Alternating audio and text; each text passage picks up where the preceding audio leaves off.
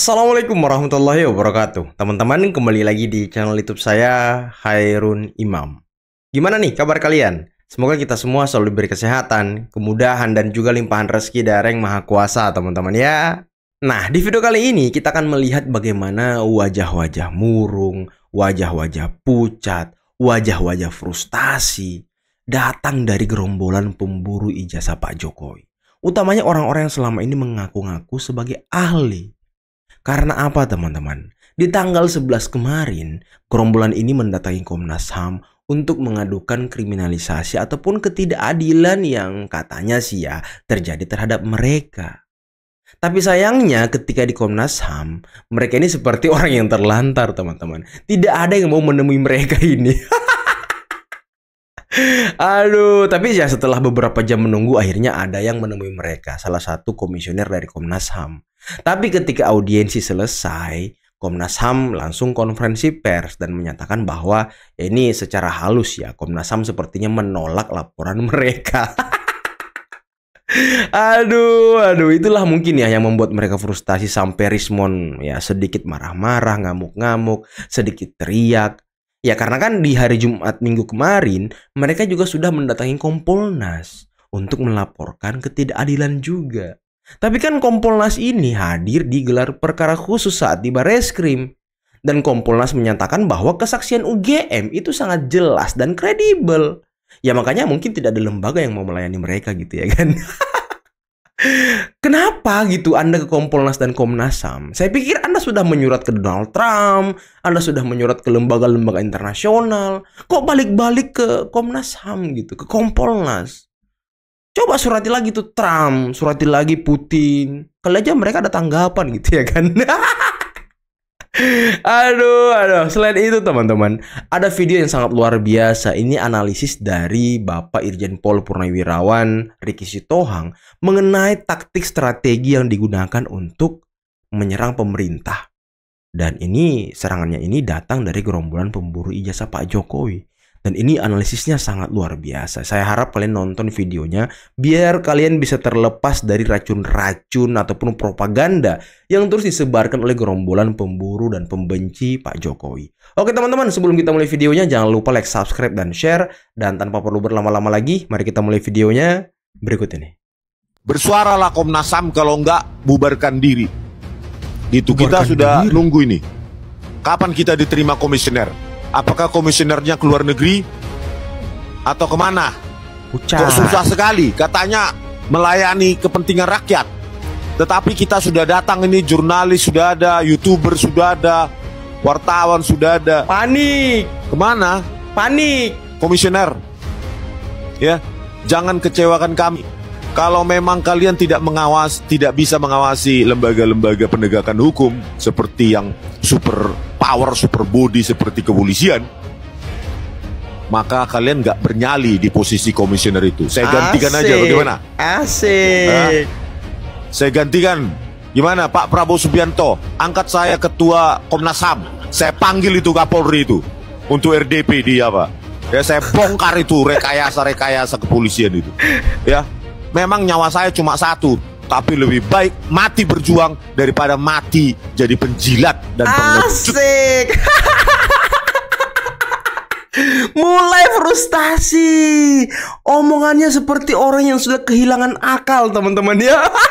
Kemudian untuk para termul semuanya, kalian itu senjatanya cuma hati-hati sebentar lagi dipenjarakan, hati-hati sebentar lagi pakai baju orange.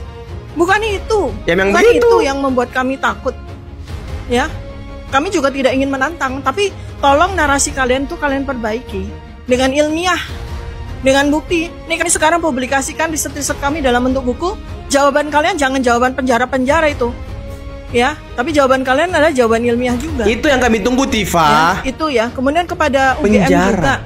Ini Profesor Kuncoro kemarin bertemu dengan Dr. Rismon juga sama sekali tidak ilmiah, ya. Justru yang merendahkan nama UGM itu juga orang-orang seperti Profesor Kuncoro itu. Asik. Yang membabi buta membela membela kesalahan atau kriminalitas atau kejahatan yang dilakukan oleh oknum yang mengatasnamakan sebagai lulusan UGM. Padahal kita sudah buktikan bahwa orang itu bukan lulusan UGM. Justru kita lulusan asli UGM yang membela UGM dengan cara yang benar. Asik. Ya, itu yang bisa saya sampaikan. Udah.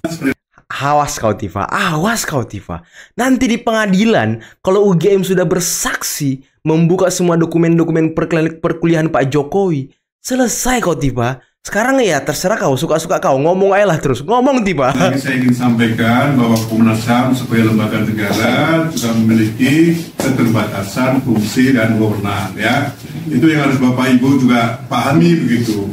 Kami bukan lembaga penegak hukum seperti Kejaksaan Agung, Kepolisian atau KPK, ya. Jadi kita kan nggak bisa manggil orang kemudian memaksakan untuk diperiksa, kan nggak mungkin juga, ya. Itu yang harus Bapak pahami dulu. Namun demikian komitmen kami untuk mengawal proses hukum ini seadil-adilnya itu menjadi tugas kami. Bagaimana diamanatkan dalam undang-undang, ya. Tapi sekali lagi Komnas HAM nggak punya kewenangan untuk bisa mengintervensi di dalam proses hukum yang saat ini berlangsung. Apa yang kita lakukan, kita berikan pendapat, kita berikan pertimbangan, rekomendasi, kan begitu, ya. Tapi kita bukan penegak hukum yang bisa mengintervensi. Saya kira itu Bapak sekalian. Terima kasih sekali atas kepercayaan dan amanah yang Bapak Ibu berikan kepada Komnas HAM, dan sekali lagi insya Allah tentunya ini menjadi tugas kami untuk melaksanakan. Saya kira itu dulu Pak. Sambil kita nanti ngobrol ya. Ngamuk dia loh. Komplain, kenapa kami dikatakan terlibat di situ? Artinya nanti kami harus bicarakan dengan komisioner yang lain, berapa komisioner yang harus kita koordinasikan, ya kan? Supaya keputusan itu nanti dari Komnas HAM, bukan dari saya pribadi, kan gitu, ya. Itu saja barangkali Bapak sekalian. Saya akhiri. Wassalamualaikum warahmatullahi wabarakatuh. Selamat berjuang bersama. Kebebasan pers. Semua takut sama Jokowi kecuali kami. Selamat berjuang bersama. Kamu bangga jadi orang berani. Si Rismon omon-omon terus loh. Ini orang kok makin kesini omongannya makin banyak dan ngelantur gitu ya. Orang ini kenapa teman-teman? Nah, ini mau ngomong lagi nih. Dia mau ngomong apa lagi nih? Kita dengarkan dulu ya. Oke, tadi kita sudah melaporkan, meskipun kami tidak bisa mempresentasikan ya. Jadi Mic Bulu Legend teman-teman. karena tidak ada fasilitas meja segala macam, mudah-mudahan nanti bisa bertemu lagi dengan seluruh komisioner supaya kami desak untuk diadakan RDP, ya, rapat dengan pendapat di DPR terkait ini, dan juga para komisioner ini bisa melapor ke Presiden Prabowo Subianto, ya. Masa Joko Widodo yang berijazah palsu, kami yang mau dipenjara, ya kan? Padahal kami aja tidak ingin Joko Widodo dipenjara. Bentar. Bukti kalian mana kalau ijazah Pak Joko itu palsu? Orang di Barreskrim udah jelas kok penyelidikannya dihentikan karena kalian tidak punya bukti. Ayolah, move on lah. Akui kesalahan kalian dalam meneliti gitu. Jangan kekeh gitu. Inginnya mengaku minta maaf kepada rakyat. Ya, sadis sekali lah Joko Widodo ini mau memenjarakan kami. Ijazahmu yang palsu, Joko Widodo. Kenapa kau pakai parcok lembaga-lembaga hukum di bawah kakimu, sebagai keset kakimu, seolah-olah mereka bukan lembaga yang dibayar rakyat, seolah-olah mereka itu milikmu. Joko Widodo, ya, lembar pengesahan skripsi, lembar pengesahan penguji skripsimu tidak ada, berarti Anda tidak pernah ujian skripsi. Asik. Itu satu. Asik. Gak mungkin ada ijazahmu. Yang kedua, transkrip nilaimu itu tidak ada tanda tangan dekan, pembantu dekan, dan stempel. Berarti apa? Berarti Anda drop out. Gitu loh. Berarti Anda tidak punya ijazah. Ijazah Anda buatan pramuka. Sudah mengaku sajalah. Saya terus terang begini kenapa? Ini sudah fakta yang harus diketahui oleh rakyat. Ya, Pak Prabowo Subianto apa mau membuat kami penjara sementara yang ijazah palsu ketawa-ketawa di Solo sana? Ya, Bapak boleh berteman dengan Joko Widodo, tetapi hukum adalah hukum. Supaya ke depan tidak ada lagi calon presiden yang secara nekat menggunakan ijazah palsunya untuk mencalonkan diri sebagai pemimpin 280 juta rakyat.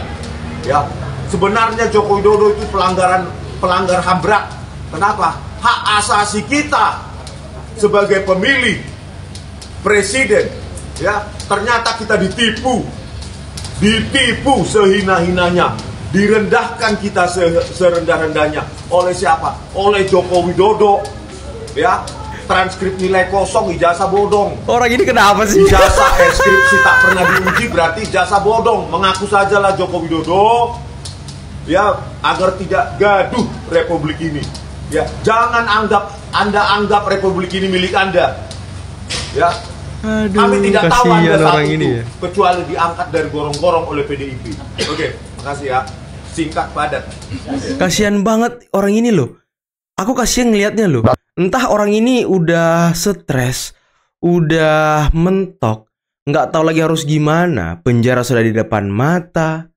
Ya dia nggak tahu lagi cara melawan gimana. Makanya ya omongannya ngelantur-ngelantur begitu aja teman-teman. Oh, sudah kayak orang hilang arah lah pokoknya. Nggak jelas orang-orang ini. Kamu ingin Indonesia ini rusak di mata negara asing. Nggak ada jaminan mereka nyerang Jokowi, kemudian ke depan harinya Pak Prabowo akan diserang juga. Pak, kalau menurut sekarang kan secara tidak langsung kan sudah membuat bulir-bulir ketidakpercayaan rakyat terhadap kepemimpinan Pak Prabowo. Mereka juga meminta abolisi dan amnesti kepada Prabowo gitu. Abolisi. Makanya ini kan dari Jokowi mereka ke wakil presiden bilang itu harus dilengserkan dan lain-lain. Nanti kan nggak ada jaminan juga Pak Prabowo di kemudian hari akan diserang. Bukan nggak ada jaminan, ini sudah mulai terlihat ngomongan di bibir saja bahwa saya mendukung Pak Prabowo. Tapi fakta lapangan mengatakan telah membuat guncang terpecahnya pola pemikiran daripada rakyat Indonesia. Apakah ini mendukung Pak Prabowo? Pak Prabowo berbicara tentang stabilitas daripada negara Republik Indonesia yang berdaulat supaya berjalan sesuai dengan mekanisme. Betul. Tapi orang-orang ini sudah membuat ya pion-pion atau bibit-bibit instabilitas. Kan sudah terlihat di medsos nih, terpecah kan pola pemikiran, tanggapan dan pandangan. Kan sudah kontraproduktif, sudah tidak sesuai dengan apa yang dia sampaikan dengan fakta. Itu yang saya katakan dua tadi. Dia kan merah putih darahku, tapi kau jelekkan ke negara lain. Betul. Apapun isi perut Indonesia, apakah itu merah putih. Sekarang saya mendukung Pak Prabowo, tapi dalam perjalanan daripada kepemimpinan Pak Prabowo, kau bikin carut marut membuat orang jadi terpecah. Apakah itu mendukung namanya? Yang perlu dipertanyakan sebenarnya maumu apa sih di negara Republik Indonesia kok membuat situasional seperti ini. Dari aspek umum sudah, aspek kemanusiaan sudah disampaikan. Tapi kau tidak percaya, lapor sana lapor sini. Terus maumu apa sih? Gitu loh. Ini yang perlu dipertanyakan. Makanya untuk bangsa Indonesia, rakyat Indonesia yang cerdas, yang masih berpola pikir maju, bola pikir bahwa kesatuan Republik Indonesia perlu untuk diperkuat. Jangan percayai orang-orang ini. Omong kosong. Siapa di belakang kau sebenarnya membuat kayak gini nih? Gua nggak benar langkah-langkah ini. Dari segala aspek sudah kau lakukan. Nggak yakin juga. Sampai saya berpikir gini, Bung Petra. Ini maunya museum ini apa sih? Katanya orang berpendidikan. Tapi kalau pola pikirnya kok kita seperti tidak tamat SD gitu loh. Tidak tamat SD. Itu yang sangat saya sayangkan gitu loh. Betul. Jumlah terlapor tersebut bertambah 4 orang, yaitu semuanya adalah jurnalis. Oh, tambah 4. Kenapa kepolisian semakin ngawur di bawah Kapolda yang lama atau di bawah Pak Listio Sigit ini? Saya juga bingung. Ada apa dengan rezim Pak Prabowo Subianto? Apakah kepolisian ini sudah di luar kontrol beliau? Apakah sudah main sendiri? Sehingga jurnalis yang seharusnya dilindungi di bawah Undang-Undang Nomor 40 Tahun 99 juga siapapun yang membuat tayangan mengenai ijazah palsu, termasuk yang di depan saya ini ada 20 nih. Apakah semuanya mau dijadikan tersangka? Apakah semuanya mau dilaporkan, mau dipanggil polisi? Asik, main drama Menurut dia. saya semua Main ini harus drama dia. diselesaikan dengan mekanisme yang ada di Dewan Pers. Bukan dengan cara yang dilakukan kepolisian sekarang. Polda Metro Jaya katanya memanggil seorang ahli dari Dewan Pers yang sampai sekarang masih tidak diketahui namanya. Mungkin malu menunjukkan wajahnya di depan umum karena yang dilakukan itu salah.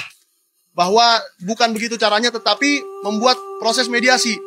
Seharusnya apabila pemberitaan saya tidak berkenan di mata seorang Pak Joko Widodo, seharusnya dia mengajukan mediasi ke Dewan Pers dan saya dipertemukan di meja Dewan Pers. bersama Pak Joko Widodo. Hal itu sudah dilakukan Sentana sejak 1982. Sudah berpuluh-puluh kali kita memberitakan sesuatu, misalnya tanah bermasalah, gedung bermasalah, kebijakan bermasalah, program pemerintah bermasalah, dan dipanggil ke Dewan Pers, meluruskan. Dan akan diberi hak jawab. Pak Joko Widodo akan saya berikan hak jawab seluas-luasnya, selebar-lebarnya. Apabila itu yang dilakukan dan beliau mengetahui hukum, mengetahui prosedur yang seharusnya. Saya juga kecewa kepada Pak Joko Widodo dan kepada para pengacaranya. Mereka tidak mengetahui proses hukum, prosedur yang ada untuk mematuhi undang-undang pers. Bilang aja takut. Dan janganlah lagi menyebut-nyebut MOU Polri dengan Dewan Pers. Karena MOU itu tidak ada artinya dibandingkan undang-undang. Apakah undang-undang mau kita injak-injak hanya demi sebuah MOU yang dibuat, ya mungkin ngetiknya cuma 1 hari, ditandatangan oleh 1-2 orang. Apa itu mau melewati undang-undang yang dibuat oleh puluhan anggota DPR berbulan-bulan dengan capek, dengan ahli, dengan keahlian yang besar gitu loh. Asik. Jadi kita sebagai masyarakat juga harus jelas. Di luar dari orang-orang yang tidak mau mendengar ya, mungkin yang termul-termul tidak mau mendengar, tidak apa-apa. Tapi saya bicara pada masyarakat, apa ini yang benar menurut kalian? Apa ini yang harus kita ikuti terus? Dan apakah ini yang harus dicatat dalam sejarah Indonesia? Betul itu aja. Pers ini sudah terjadi sejak Orde Baru. Pembungkaman apakah Joko Widodo dan Prabowo Subianto itu pengikut Orde Baru juga? Kita lihat dalam beberapa minggu ke depan, karena saya sangat prihatin bahwa terlapor yang baru, saksi-saksi yang baru, hampir semuanya dari kalangan jurnalistik. Asik. Hampir semuanya dari kalangan pers. Asik. Jangan kita sebut dia punya kartu atau tidak, punya ini atau tidak. Pers itu adalah sebuah kegiatan jurnalistik, mencari informasi, mengumpulkan fakta. Kalau kita mengumpulkan fakta bisa dipidana, berarti kita akan hidup dalam kebohongan selamanya. Asik, asik. Tapi ya apa yang Anda sampaikan itu fakta atau bukan gitu? Itu pertanyaannya. Apakah yang Anda sampaikan itu sudah berimbang? Apakah Anda sudah panggil ahli yang lain yang bisa membantah apa yang dikatakan Roy Suryo CS? Ya Anda kan selama ini hanya memberikan panggung kepada kawan-kawan Anda sendiri, sekolah-sekolah Anda sendiri. Anda kan tidak pernah mengundang yang lain yang berimbang gitu ya kan. Dan isi podcast Anda ya bisa kita lihat lah. Tambah kalau perlu si Janes itu masuk juga tuh. Kalau perlu teman-teman. Kan ada suryonya Bang. Suryo itu kan matahari. Iya, surya kan, sinar. Kalau suryanya Bang terang Bang matahari. Kalau surya redup Bang. Kalau redup gitu. Ya makanya dia salah nama dia. Harusnya surya. Kalau surya matahari terang Bang. Iya. Kalau suryo redup Bang. Gimana bisa bedain itu Bang? Iya karena ada huruf I itu tinggi Bang. Oh itu heran itu. bisa aja ya kan. Jadi redup dia ini kan. Redup. Tapi kan jadi menteri itu dulu nih itu. Gimana? Iya makanya menteri sebentar karena redup tadi Bang. Yang angkat menteri siapa sih Bang Roy Suryo itu? Pak SBY kayaknya. Pak SBY. Waktu itu zaman SBY atau Jokowi ya? Zaman SBY ya kayaknya. SBY. ya. Iya. Iya mungkin karena bagus sekali dipikirnya jadi diangkat ya. Kayaknya waktu itu menjabatnya diangkat SBY dipecat Jokowi kan. Waduh.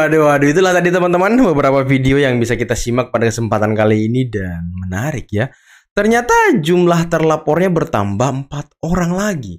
Berarti sudah 16 orang teman-teman. Waduh makin banyak. Kan sebelumnya ada 12 orang tuh yang disebutkan oleh kuasa hukum Tifa di Rakyat Bersuara waktu itu. Dan tadi kata si Michael Sinaga kalau nggak salah namanya ya, bertambah 4 orang lagi. Jadi 16 orang. Waduh makin banyak nih. Kalau perlu sampai 20 lah biar keren gitu ya kan, atau 24 gitu ya kan, biar banyak gitu, biar orang-orang yang selama ini melontarkan tuduhan liar, dugaan fitnah ya bisa masuk semua gitu, biar kita tertawa terbahak-bahak aja terus. Tadi kata Rismon kan ya apa mau Prabowo memenjarakan kami ya kami akan tertawa ketika kalian di penjara gitu, kami akan bahagia gitu.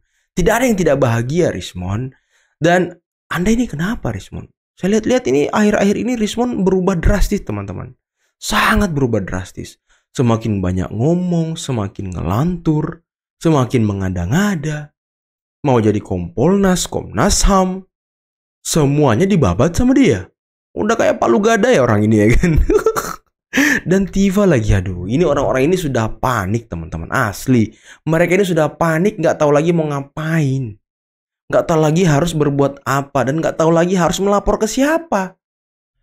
Kupikir kemarin ya ketika dia menyurat ke Donald Trump kemudian dibalas oleh salah satu ya orang White House mungkin ya, kemudian dia menyurat ke 5 lembaga internasional. Kupikir itu udah keren loh, mereka sudah dapat perlindungan. Rupanya nggak juga teman-teman, nggak juga, mereka masih terancam loh. Dan Egy Sujana sedang asik-asik di Inggris, sedang menikmati hidupnya yang bebas. Sedangkan kalian, aduh kasihan banget, ditumbalkan oleh Egy Sujana.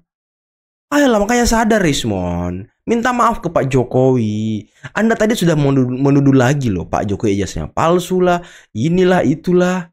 Nah ini kan berbanding terbalik dengan pengakuan UGM, bukti-bukti yang dipegang UGM, yang nantinya kita akan lihat di pengadilan teman-teman. Biar mereka mencret sekalian ya kan. Aduh, udahlah teman-teman, saya udah capek denger ocehan-ocehan orang-orang yang sudah kepalang tanggung, orang-orang yang sudah frustasi, orang-orang yang sudah tidak tahu lagi harus ngapain, sudah mentok, sudah harus meratapi nasibnya ke depan yang semakin buruk ya kan. Minggu ini aja mereka dipanggil nggak mau datang teman-teman. Apakah takut nanti ya kado 17-annya mereka langsung jadi tersangka gitu ya kan? Ya mungkin mereka nggak mau, mereka ngulur-ngulur dulu nih. Mereka mengeluarkan senjata-senjata lain untuk menjatuhkan harkat martabat Pak Jokowi terus. Apalagi katanya mereka kan mau buat buku tuh, mau buat buku tentang ijazah Pak Jokowi yang palsu. Itu kalau isinya kayak Jokowi undercover, wah selesai lagi kalian, selesai lagi. Pasal kalian tuh udah 100 lapis kayaknya pasal kalian tuh. Tiap hari kerjanya memfitnah aja, menuduh aja. Sedangkan buktinya nggak ada. Kenapa saya bilang begitu? Ya di Barreskrim aja nggak naik ke penyidikan. Baru tahap penyelidikan tidak punya bukti untuk menunjukkan ijazah Pak Jokowi palsu. Jadi ya kami meragukan kalian. Kami tidak pernah memandang kalian sebagai ahli. Ya sorry aja ya. Maaf Tifa, maaf Tifa, maaf Roy Suryo, maaf Rismon. Aduh udahlah teman-teman, mungkin cukup sekian dulu video kali ini. Jangan lupa like, subscribe, dan share videonya. Akhir kata billahi taufiq wal hidayah. Assalamualaikum warahmatullahi wabarakatuh. Bye bye.